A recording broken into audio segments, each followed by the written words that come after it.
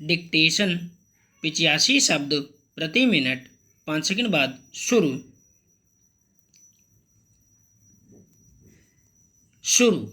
दिल्ली सरकार ने बिजली से चलने वाले वाहनों के लिए जिस नई इलेक्ट्रिक वाहन नीति 2020 को अधिसूचित किया है, वह देश की राजधानी को प्रदूषण मुक्त बनाने की दिशा में निश्चित रूप से एक बड़ा कदम है।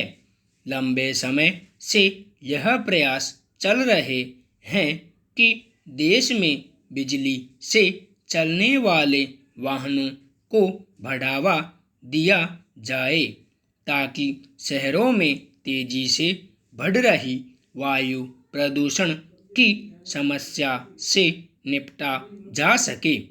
इसी कवायद के तहत दिल्ली सरकार की कैबिनेट ने पिछले साल दिसंबर में ई वाहन नीति को हरी झंडी दी थी।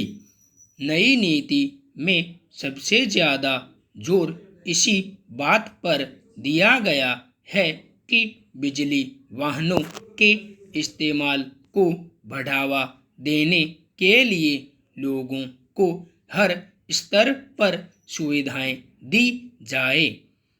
सरकार पहले एक हजार दोपहिया वाहनों, ई ऑटो रिक्शा और माल ढुलाई वाले वाहनों की खरीद पर 30 हजार रुपये का अनुदान देगी, जबकि पहले 1000 ई कारों के खरीदारों के लिए यह अनुदान 1.5 लाख रुपए मिलेगा। किसी भी ई वाहन खरीदार को पथ कर और पंजीकरण शुल्क नहीं देना पड़ेगा। इन रियायतों के पीछे मकसद यही है कि लोग ई वाहन खरीदने को प्रोत्साहित हों और उन पर बोझ न पड़े। दिल्ली में इस वक्त पेट्रोल, डीजल और सीएनजी से चलने वाले वाहनों की संख्या 1.25 करोड़ से ज़्यादा है, जिनमें 70 लाख के करीब दोपहिया वाहन और 50 लाख के लगभग कारें हैं, जबकि ई वाहनों की संख्या 50,000 भी नहीं है। ऐसे में सरकार का लक्ष्य जितना बड़ा है, उतना ही चुनौती भरा भी। भारत में ई वाहनों के बढ़ावा देने में अभी व्यावहारिक कठिनाइयाँ भी कम नहीं हैं। सबसे बड़ी समस्या ई वाहनों के सफल परिचालन के लिए चार्जिंग स्टेशन जैसी बुनियादी सुविधाओं की है।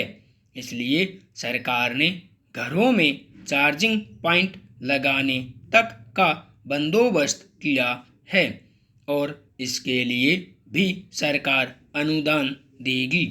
दिल्ली में 200 से ज़्यादा चार्जिंग स्टेशन बनाने के अलावा दफ्तरों के परिसरों और पार्किंग स्थलों पर भी चार्जिंग की सुविधा मिलेगी।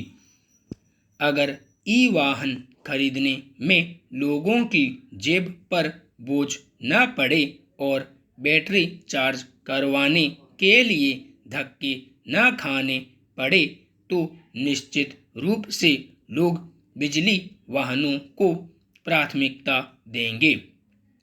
अब ज़्यादातर वाहन निर्माता कंपनियां बिजली के वाहन बनाने की दिशा में बढ़ चुकी हैं, लेकिन अभी सब कुछ प्रयोग के स्तर जैसा ही है।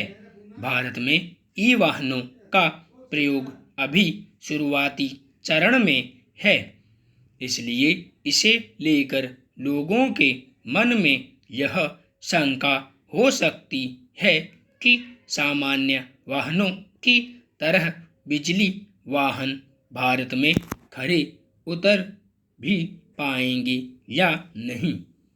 इसमें कोई संदेह नहीं कि आने वाले वक्त में बिजली के वाहन ही शहरों और महानगरों को वायु प्रदूषण से निजात दिला सकते हैं। सबसे ज़्यादा प्रदूषण डीजल वाहनों से होता है।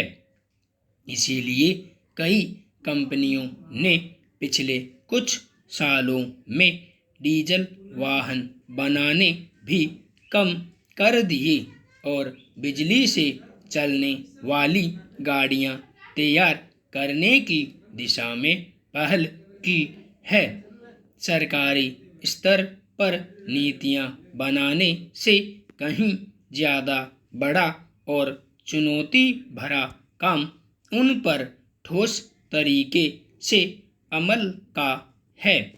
देश में कई मामलों में इसके अनुभव कोई बहुत सुखद नहीं रहे हैं।